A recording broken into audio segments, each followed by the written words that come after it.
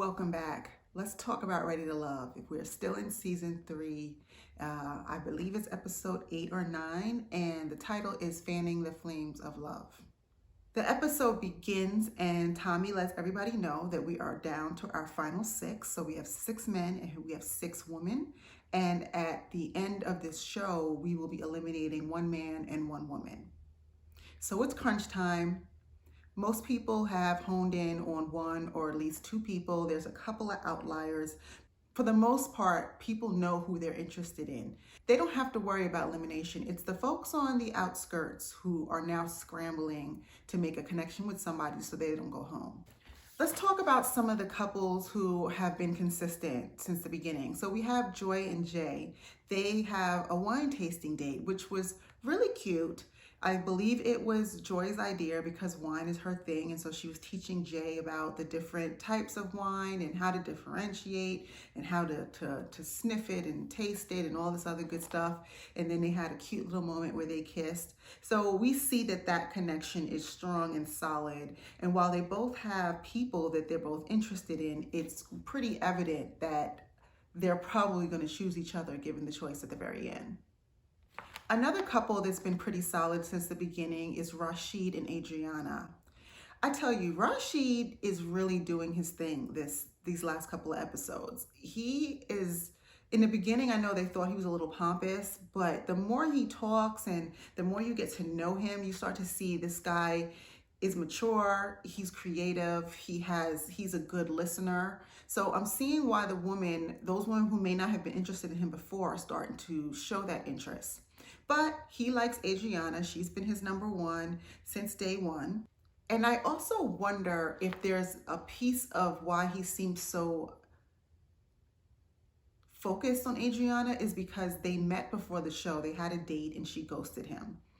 So there's something about being ghosted or not chosen that makes people feel like it's unfinished business or that they don't have closure. Men too. So not to say that he's not into her, but I wonder if there's some of that going on as well, where he feels that he didn't get an opportunity to sell himself or to get to know her. So he's looking at this as his second chance. They have a really, really cute date. He takes her, again, it's Rashid's idea, and he buys some old school cameras and they are pretty much taking pictures of each other. And it was fun, it was different. And this just lends to the type of guy Rashid seems to be, always thinking out of the box, just a little bit more than the dinner and dancing guy. So it was nice to see them. I have to be honest, I don't love Adriana for him. And it's not that I don't like her. I just think she's a little young. And the fact that she seems to be so smitten with Khalfani because of his body and because of the exterior, it doesn't seem genuine. And I wonder if she has the attention span that Rashid needs. She's young, she's pretty, and she strikes me as the kind of person that she can be easily swayed or distracted. And Rashid's a man of a certain age. He's been married already. He has a son. He seems like he needs a woman who's serious. And Adriana, while she seems like she's a good time and she's fun and she's easygoing, I don't know that she's focused enough. But we'll see what happens. Oh, Bryan. I said last week I was ready for him to go because he is just a one-trick pony. He jokes around so much, and we see at the end of the show that all the other women have seen this side of him as well, not only Alex. They had something of a connection, but he just can't be serious. And when she told him about it, he still can't be serious. They go out on a one-to-one, and he lets her know that he realizes the energy is different, and he pretty much asks her, like, what happened? And she's very straightforward with him. She tells him, you know, I tried to have a serious moment with you. I told you about me being in an abusive relationship, and you just skipped over it. You talked over me. You keep interrupting, and everything is a joke with you. And instead of receiving that or taking a beat to even just hear what she said, his response is, oh, you don't want me to make you laugh? That's not the point. And the fact that I'm making a point out of making a point and you still miss the point, like, dude, you know, he's 35, but he's just not mature. is really what it comes down to. And Alex is over it. You can see it in her face. As she's trying to explain to him, she's realizing, you can see the slow revolving of her thoughts that this is a waste of time. And that nothing I say is going to plant with this guy, because he's just not there. What comes up in their conversation is that he's only been in love once. Well, he thinks he's only been in love once, and that was when he was 20. So that's also telling. You know, you're 35 years old. You have not had a real relationship as a fully grown adult. As a fully grown adult, that says a lot about you. And Alex brings up a good point later when she says to Tommy, she's like, I'm not sure if it's him that is incapable of being in a relationship, or if he's met people and they just decided not to be in a relationship with him because of the way he behaves. Either way you slice it, who wants that guy? And I think we learn later that Alex is over it, and the rest of the ladies are over it as well. So, but Bryan's shortcomings, his immaturity, is not enough to deter Symone. Symone realizes she's one of those outliers I was speaking of in the beginning. She has not made a connection with anybody. Last week she tried to get to know Rashid. They had a moment together. They kissed, even though his mind and his heart is still with Adriana. And Symone is scrambling. It's really kind of sad / funny to watch her just jump from guy to guy to guy. She works the circuit though. I mean, part of it is kind of sad to watch, but part of me commends her, because, you know, if you want to stay in the game, this is what you're going to have to do. And you don't know if it's going to work until you try it. So she tried it. She reconvened with Rashid and told him how she thought he was great because he's divorced and blah, blah, blah. She tried it with Edwin, and that scene was hilarious. I mean, her critique in week 1 was that she interrogates people and that she talks too much. She had a couple of come to Jesus moments. People told her about stuff. She cried. She explained why. And she just went right back to her staple interrogation. Now, we understand that she's an attorney and all, but this doesn't bode well in the dating world. So not only are you asking a lot of questions, but you're not even allowing people to answer the questions that you asked. And that is the most annoying thing in the world. She just kept cutting Edwin off. Now, don't get me wrong. I'm not an Edwin fan. I think he talks a little too much. I'm going to talk a little bit about him later when he has this conversation with Joy. But dude, like, let this man finish his sentence. And I thought it was quite insulting when she asked him about his father and he said he doesn't have a relationship, and she keeps poking. He's like, you know, it's okay. It is what it is. It's over. No, it's not. I don't believe that. How does that make you feel to know that he never came to visit you? It's not like he had to get on a plane. Like, she just was going so hard. And for a woman of a certain age, a professional, educated woman, why don't you see anything wrong with that? She just lacks self-awareness. And that is something I realized, that it doesn't matter how smart you are, how accomplished you are, how much money you make. If you're missing it, you're missing it. And it's going to take you either seeing yourself in a show like this, or somebody sitting you down and letting you know, or therapy, or all three. And I hope that that's what happens for Symone, because she's never going to meet somebody or have any kind of meaningful relationship if that's the way she goes at it. It was so off-putting. It was annoying. It was difficult to watch. And you could see the moment that Edwin really, really checked out. And if you get that dude to check out on you, girl. So after Edwin, she goes to Khalfani. And this is, I think, the first time I've even seen the two of them speak. And I think Khalfani had the same feeling, because the look on his face was like, are you serious? But I really respect the way he handled it. He told her, hey, I got my eyes on Adriana and Denise. And not only that, this is the first time like we're really talking. And for her to go and say, you're still in my top. Honey, when was he ever in your top? I've never heard you mention him. Not in passing. How does he know he's in your, like, it was just so disingenuous. And he saw right through it, but he handled it well. He was honest with her and, kind of sent her on her way. But no, it doesn't stop there, because then she stops on the Bryan station to talk to him. Now she's in the bottom of the barrel because nobody wants Bryan. And the fact that she's sitting there with him and stroking his arm and whatnot was pathetic, to be honest. And Bryan wasn't here for it either. He can see through her nonsense. I don't remember what he said, but he kind of he told her that it doesn't see, or she's not consistent or something to that effect. And she said, well, let me be consistent. And I think he said later on that it seems that she shows interest right before elimination time. And so maybe that's what she's been doing all this time, and it's worked for her. She said just enough so that she didn't get eliminated. But we're down to the final 6 and everybody's pretty much paired up. So that's just not going to work anymore, Symone. Back to Edwin. He goes on a date with Joy.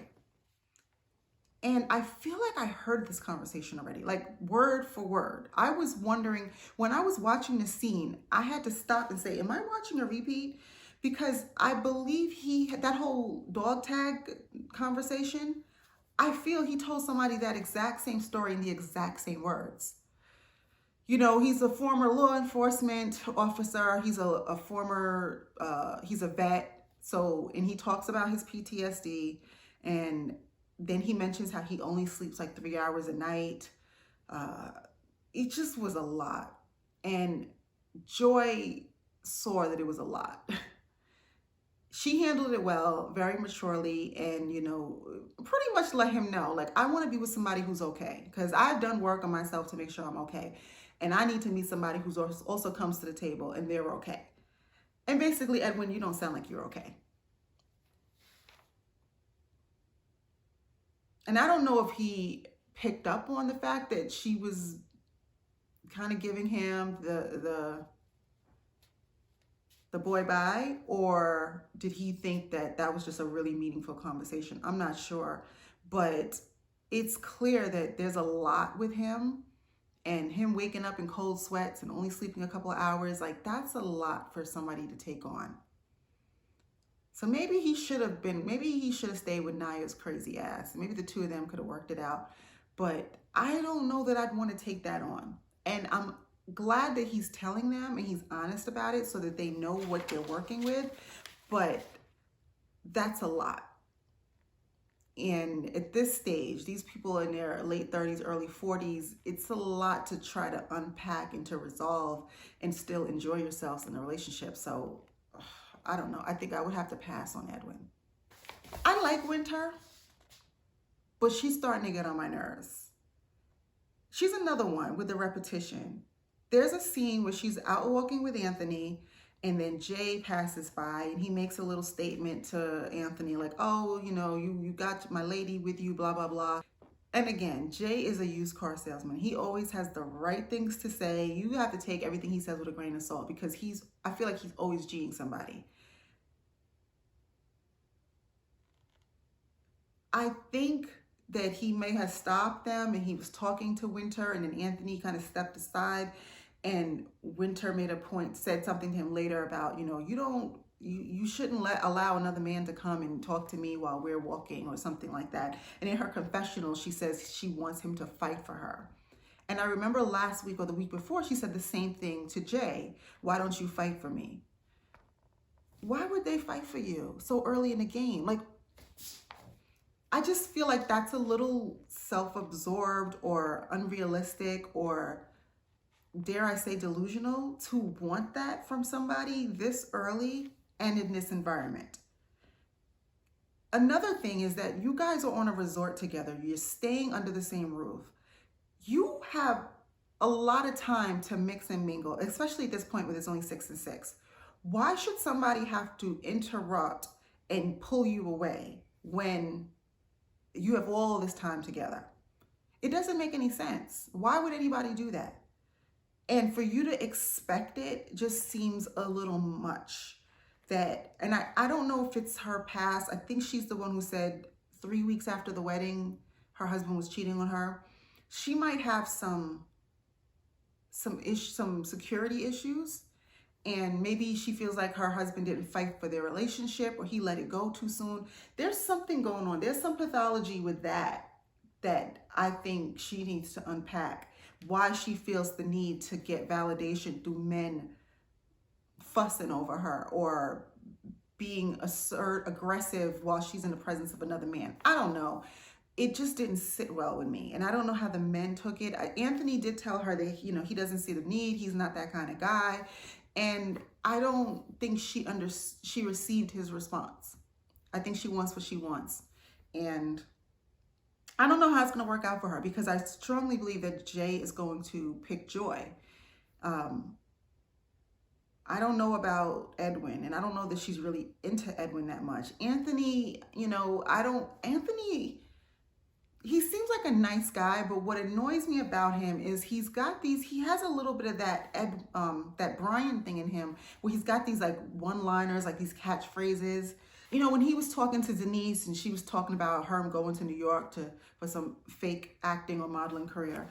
And he said, we started from the bottom and now we're here. And, you a beautiful black woman and black, like everything was so catchy, quippy, just like song lyrics.